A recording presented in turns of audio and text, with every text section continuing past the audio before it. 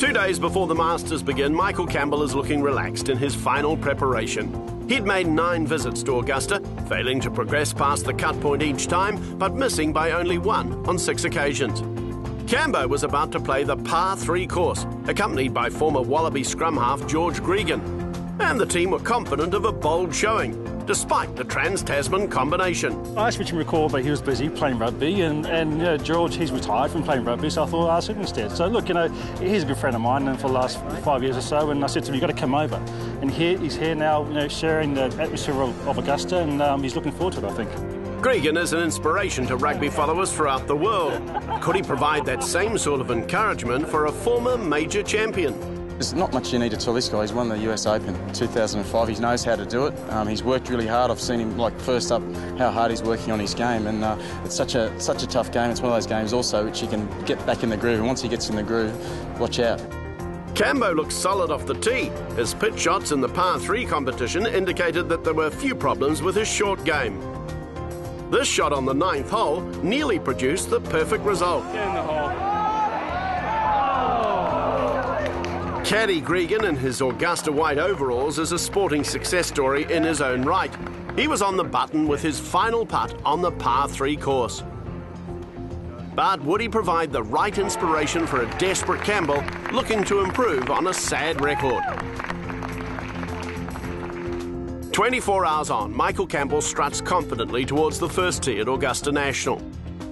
His partners in the first and second rounds are the Americans Ben Crane and England's Simon Dyson. His confidence is dented from the get-go as he bogeys the first 4 holes in a horror start. It gets no better in the second round.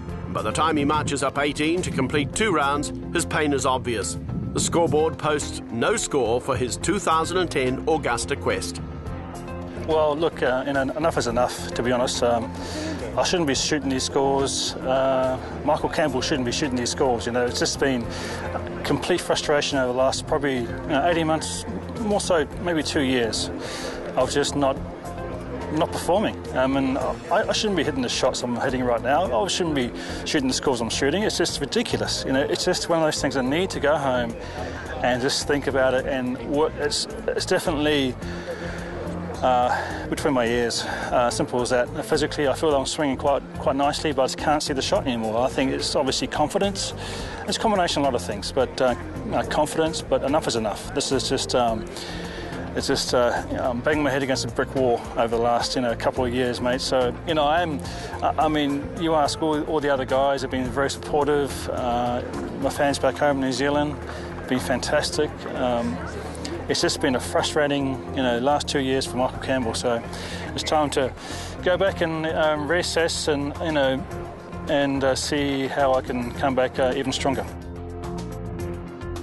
To his credit, he fronts up to the waiting media, who are keen to hear his story. And as he puts on a brave face publicly, he tries to be realistic about the sport he loves. One thing I always try and put this game in perspective, it's only a game. Look, I'm healthy, my kids are healthy, my wife's healthy. I've done a lot in my life. I won a major, I've won the World Match Play, won 15 times around the world. I've won the Harburg Awards twice. I won lots of awards around the world, golf awards. So I've done wonderful. If I retire now, great.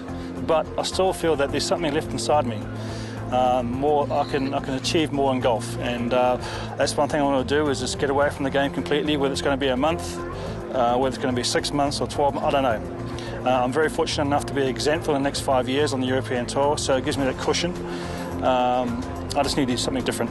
So would that mean that you probably won't play, that you have the opportunity to play the US Open? You wouldn't play that? You don't think at this stage? I don't know, Phil. I don't know what's going to happen. I don't know whether it's going to be 2 months, 3 months or 2 weeks. I don't know. I just got to go home and just work on my what's between my ears right now. It's just it's not there.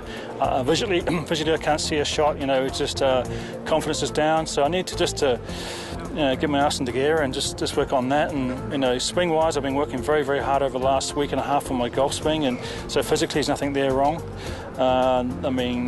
My coach Jonathan Yoward's been fantastic. He's been very supportive. but you know, I shouldn't be shooting these scores. It's just ridiculous. I mean, when you look at where you're at the moment, do you think you could make radical changes with coaching or something in that area?